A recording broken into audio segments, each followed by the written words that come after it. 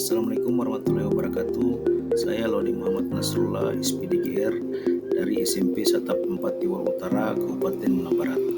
Kali ini saya akan melaksanakan aksi nyata terkait pelatihan mandiri yang saya ikuti di platform Merdeka Belajar tentang mengapa kurikulum perlu berubah. Ada dua modul yang akan saya bahas pada kesempatan hari ini, yaitu yang pertama tentang kurikulum dan yang kedua itu adalah kurikulum merdeka. Di modul yang pertama ada 4 sub item yang akan kita bahas, yaitu yang pertama apa itu kurikulum, kemudian mengapa kurikulum perlu berubah, kemudian mengapa kurikulum perlu diadaptasi, dan yang terakhir kurikulum dalam pembelajaran. Apa itu kurikulum? Kurikulum merupakan panduan pembelajaran pada satuan pendidikan yang dapat dimaknai sebagai titik awal sampai titik akhir pengalaman belajar murid. Kurikulum itu kompleks dan multidimensi, dan kurikulum juga diibaratkan jantungnya pendidikan.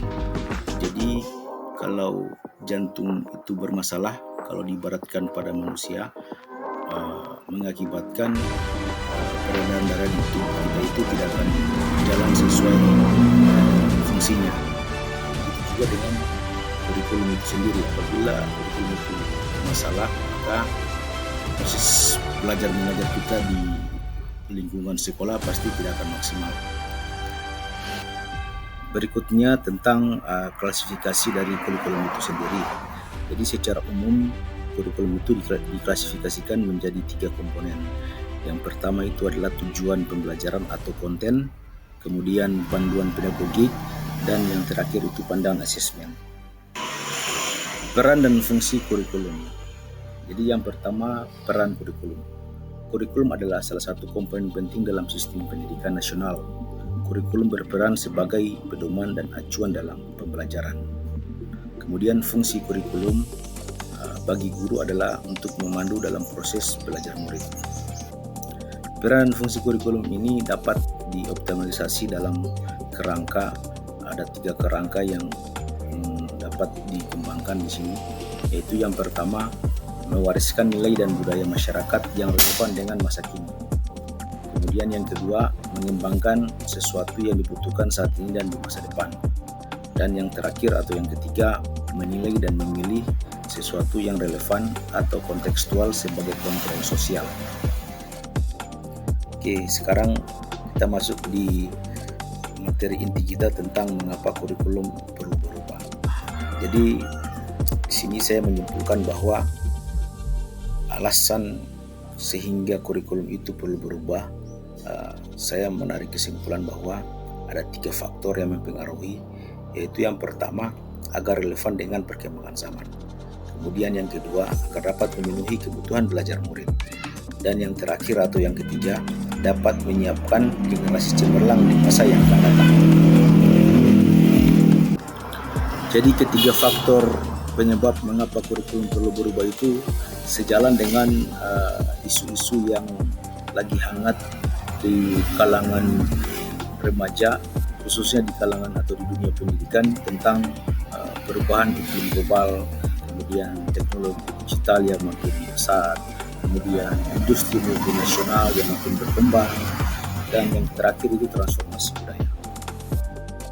Sejatinya kurikulum yang baik adalah kurikulum yang sesuai dengan zamannya, kurikulum yang harus dinamis dan terus dikembangkan atau diadaptasi sesuai konteks dan karakteristik murid demi membangun kompetensi sesuai kebutuhan mereka kini dan masa depan.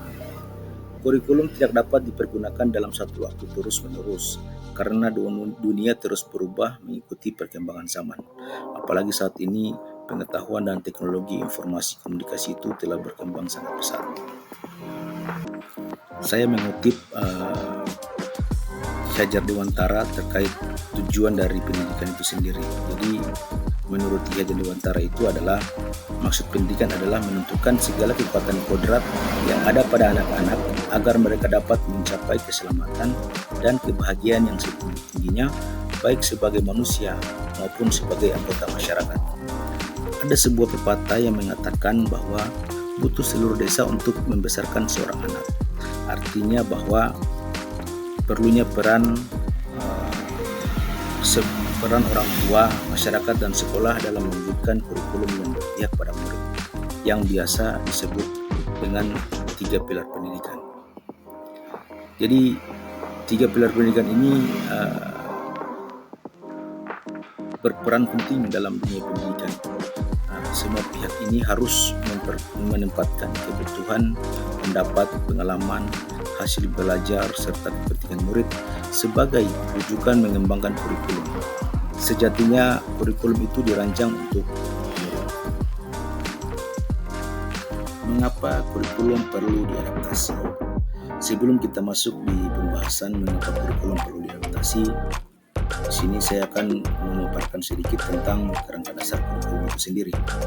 Jadi kerangkanya itu ada 5. Yang pertama itu tujuan pendidikan nasional, yang kedua profil pelajar Pancasila, struktur kurikulum itu sendiri, dan atau yang keempat prinsip pembelajaran dan asesmen, dan yang terakhir capaian pembelajaran. Mengapa kurikulum perlu diadaptasi?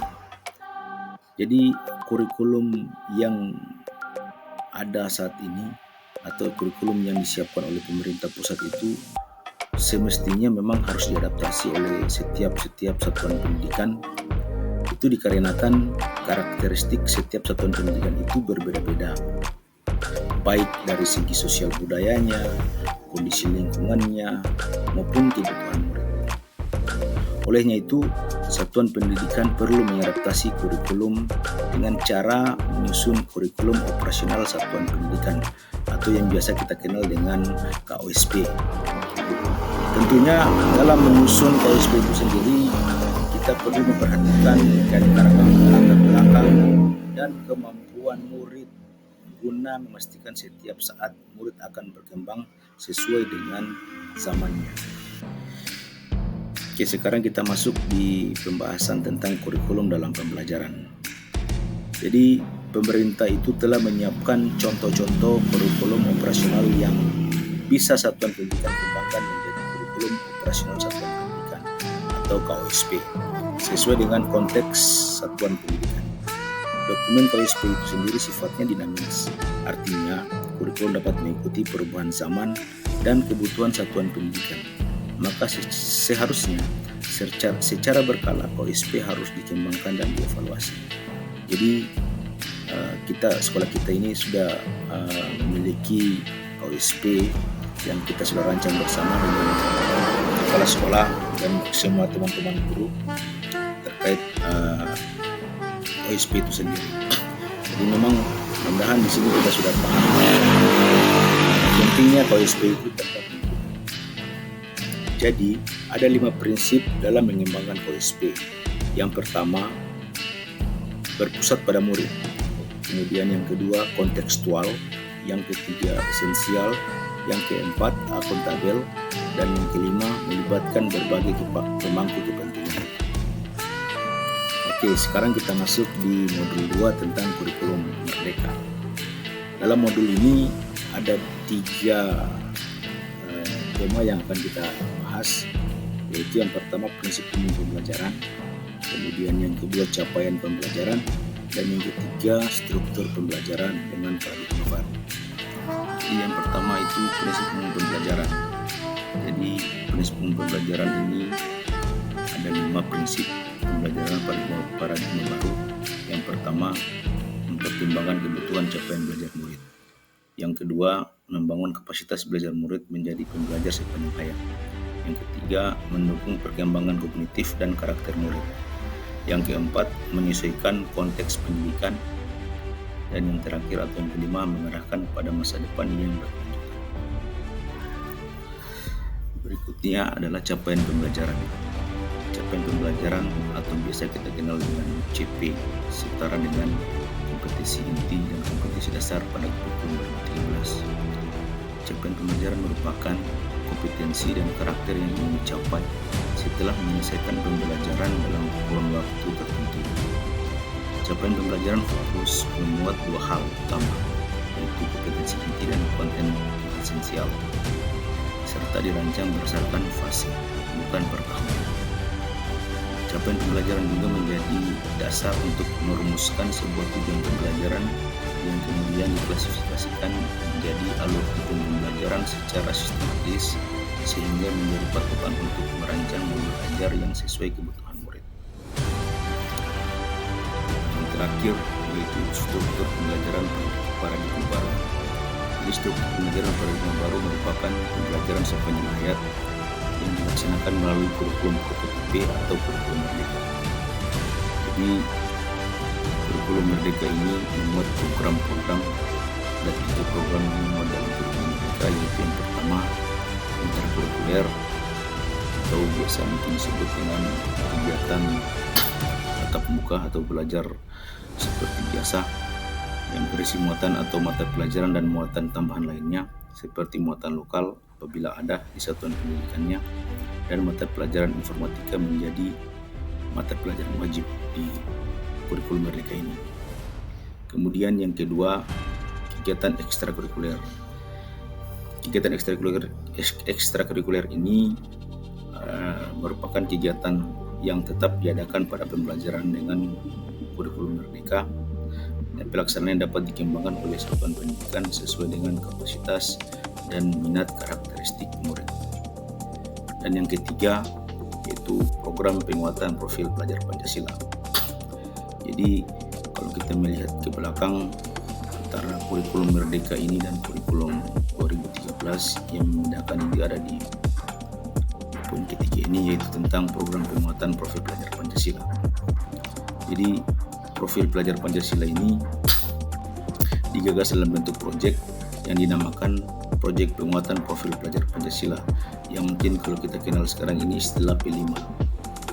Jadi P5 itu sendiri sudah ditentukan tema-tema yang perlu dikembangkan di satuan pendidikan masing-masing, yaitu yang pertama adalah gaya hidup berkelanjutan, kemudian kearifan lokal, Bhinneka Tunggal Ika, bangunlah jiwa dan ragaku, suara demokrasi,